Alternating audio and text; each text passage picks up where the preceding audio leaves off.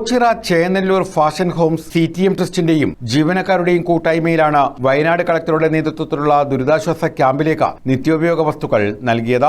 500 കുടുംബങ്ങൾക്കുള്ള നിത്യോപയോഗ വസ്തുക്കളാണ് വയനാട്ടിലേക്ക് അയച്ചത്. കേരളം കണ്ടതിലെ ഏറ്റവും മാരകമായ ദാരുണമായ സംഭവമായി പോയി വയനാട് സംഭവിച്ചു. ചേന്നല്ലൂർ ഫാഷൻ ഹോംസിലെ ജീവനക്കാരും മാനേജ്മെന്റും ചേർന്നുകൊണ്ടാണ് ഇത്രയും സാമഗ്രികൾ സംഭരിച്ചിട്ടുള്ളത്. CR Mahesh MLA flag off നിർവഹിച്ചു.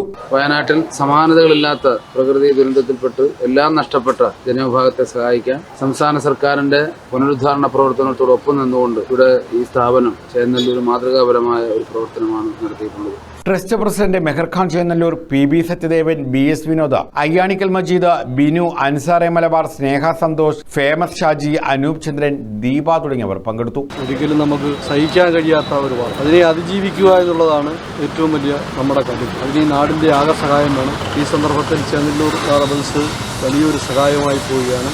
News bureau, Ochira.